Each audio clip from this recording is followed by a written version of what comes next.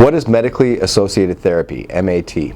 Just to clarify, this is the same thing as opioid replacement therapy when it comes to the opioids, or opioid agonist therapy. What this boils down to is that the drug of choice, whether it being Percocet, Vicodin, OxyContin, fentanyl, morphine, any of those opioids, instead of taking that drug of choice, to substitute it with a less active drug. This less active drug does not induce the high or euphoria that the drugs of choice do. And so it's replacing the opioid with one of these other agonists. The agonist means that it's stimulating the same receptors that the drug of choice does. So the types of opioid replacement therapy are both one of them is the well-known historic one, which is methadone. This is a drink or a liquid that's available from a pharmacy. They mix it on site and it's available 1 dose per day. Sometimes they'll give the user, if they trust them, some carries, so the person doesn't need to come back to the pharmacy. But the other name for this is liquid handcuffs, because the person is inevitably tied to that pharmacy for quite a long period of time, because most people take months and months, if not years, to get off methadone.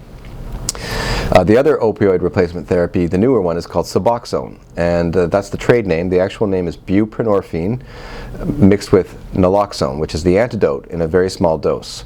So this drug is a combination drug, Suboxone, which the idea is to substitute this instead of the drug of choice, just like with methadone.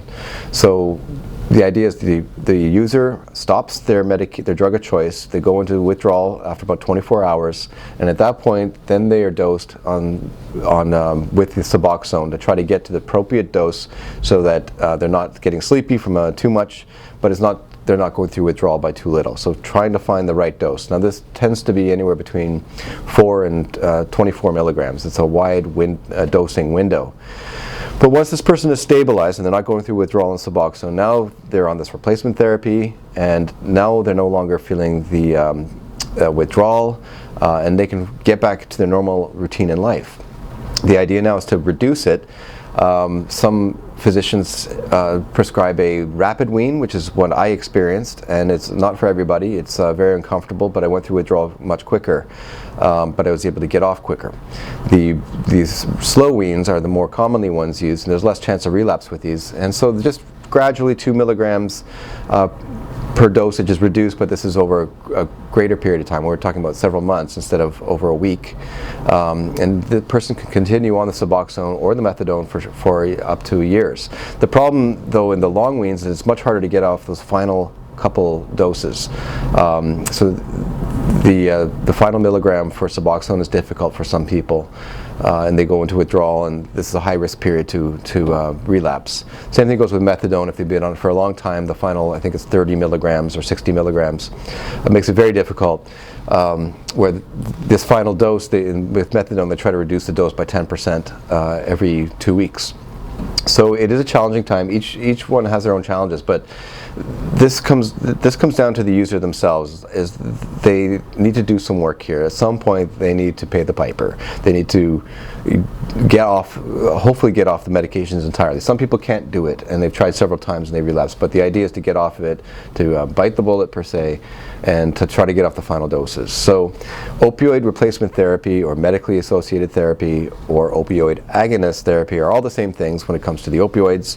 This is to substitute the drug of choice with a long-acting, less active opioid agonist, whether it being methadone or Suboxone.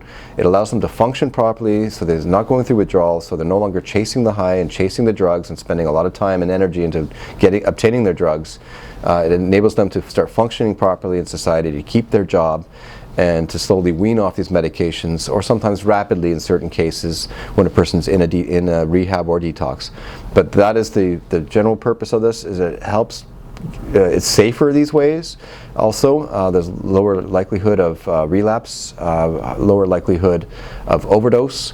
So all these things are very helpful. And the proper term that this all falls under is something called harm reduction. So the person's still using an opioid, but we're minimizing the harm that they're causing to themselves and others, and there's nothing wrong with this.